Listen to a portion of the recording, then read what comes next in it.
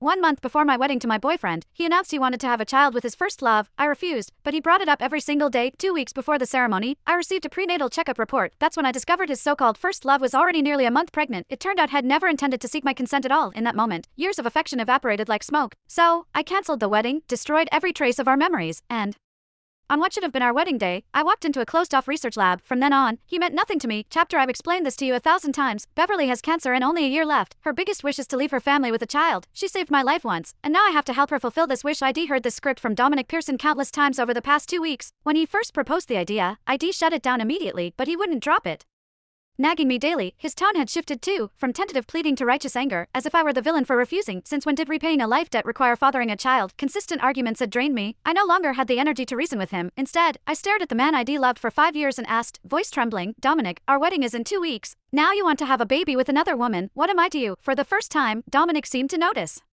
the storm cloud of despair hanging over me. His tone softened slightly. Jane, I know this is hard, but I'm the only one who can help Beverly. I can't let her die with this regret. It's just IVF. Nothing will happen between us. If you love me, you'll understand. My heart plummeted. It was clear he'd already made up his mind. My feelings were irrelevant. Dominic opened his mouth to continue, but a phone ring cut him off. He glanced at the screen and stepped onto the balcony, watching his retreating figure.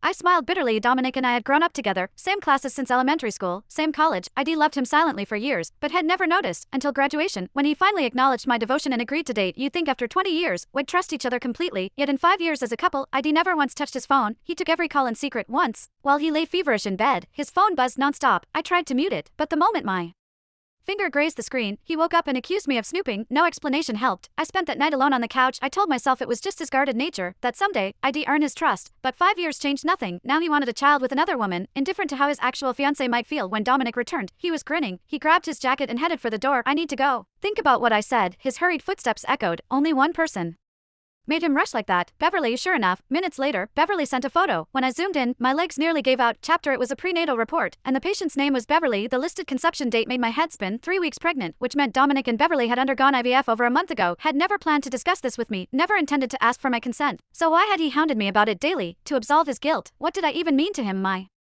legs buckled, and I sank to the floor. I felt my heart clenched, strangling every breath. No wonder Dominic had rushed out earlier, grinning like a fool after that call. Had known, they did a good job. Beverly was pregnant. He was probably at the hospital with her now, clinking champagne glasses over their twisted miracle. I pressed my palms against my eyelids, but the image of that report burned brighter. How could the man ID loved for decades become another woman's child's father 2 months ago?